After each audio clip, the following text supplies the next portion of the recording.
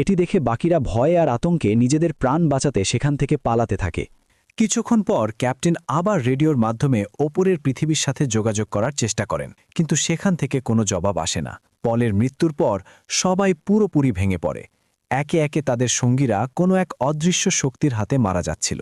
তখনই তারা একটি কন্ট্রোল রুমে দাঁড়ায়, যেখান থেকে বাইরের ভীতিজনক দৃশ্য পরিষ্কার দেখা যাচ্ছিল। তাদের বেস স্টেশনের ড্রিলিং মেশিন এতটাই বাজেভাবে দুমড়ে মুচড়ে পড়েছিল যেন কেউ তাকে খেলনার মতো ভেঙে ফেলেছে। স্মিথ অবাক হয়ে বলে যে ৬,০০০ টন ওজনের ড্রিলিং মেশিনের এভাবে ধ্বংস হওয়া কি সত্যিই সম্ভব?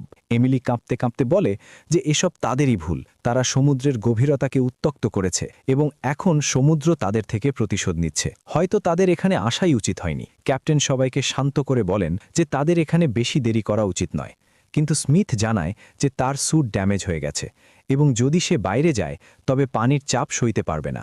তাই সে বাকি সবাইকে বলে দেয় তাকে ছেড়ে এগিয়ে যেতে। স্মিথ বলে যে সে যদি সাথে যায় তবে সবার জীবন বিপন্ন হতে পারে, কিন্তু ক্যাপ্টেন তাকে সাহস দেন এবং কোনো মতে তার স্যুট ঠিক করে দেন। এরপর সবাই পানির ভেতর দিয়ে ড্রিলিং সাইটের দিকে রওনা হয়, কারণ হয়তো সেখানেই এসকেপ পথ পাওয়া যেতে পারে। পানির নিচে চারদিকে ঘন অন্ধকার ছিল। তখনই নোরার অনুভব হয় যে তার পেছনে কেউ আছে। সে টর্চ জ্বালিয়ে দেখে, কিন্তু কাউকে দেখতে পায় না।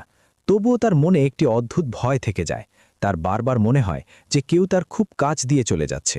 হঠাৎ নোরার সামনে দিয়ে একটি অদ্ভুত প্রাণী সাঁতরে চলে যায়। এটি দেখে সবাই ভয় পেয়ে অন্ধকারে এদিক ওদিক তাকাতে থাকে। ক্যাপ্টেন দ্রুত সবাইকে স্যুটের লাইট বন্ধ করার আদেশ দেন। এই সময় তারা বুঝতে পারে যে স্মিথকে কোথাও দেখা যাচ্ছে না। সবাই তাকে খুঁজতে শুরু করে। তখনই নোরা দেখে যে কোনো অদ্ভুত জিনিস স্মিথকে টেনে নিয়ে যাচ্ছে। নোরা সাহস করে সেই প্রাণীর পিছু নেয়। সেই অদ্ভুত প্রাণীটি স্মিথকে টেনে একটি সরু গুহার ভেতর নিয়ে যায়। ক্যাপ্টেন এক মুহূর্ত সময় নষ্ট না করে সেই গুহার ভেতর ঢুকে পড়েন। অনেক ভেতরে যাওয়ার পর ক্যাপ্টেন স্মিথকে খুঁজে পান। ভাগ্যক্রমে স্মিথ তখনও বেঁচে ছিল। ক্যাপ্টেন তাকে টেনে বাইরে নিয়ে আসেন। কিন্তু কিছুক্ষণ পর ক্যাপ্টেনের মনে পড়ে যে স্মিথের বন্দুক গুহার ভেতরেই রয়ে গেছে। তাই তিনি আবার গুহার ভেতরে গিয়ে গান বের করতে যান।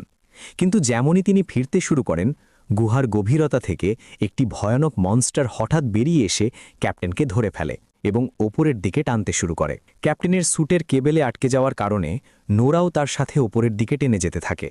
পানির ভেতর লড়াই করতে করতে ক্যাপ্টেন এবং সেই অদ্ভুত প্রাণীটি একটি বড় প্ল্যাটফর্মে গিয়ে আছাড় খায়। প্ল্যাটফর্মের কিনারায় ক্যাপ্টেনকে ঝুলে থাকতে দেখে নোরা তাকে বাঁচানোর চেষ্টা করে। তখনই সেই ভয়ানক প্রাণীটি আবার তাদের সামনে চলে আসে। সেটি এতটাই বিশাল ছিল যে মনে হচ্ছিল সেটি এই পৃথিবীরই জীব নয়। সেটি তার বিশাল মুখ খুলে নোরার হেলমেট গিলে ফেলার চেষ্টা করে। ঠিক সেই সময়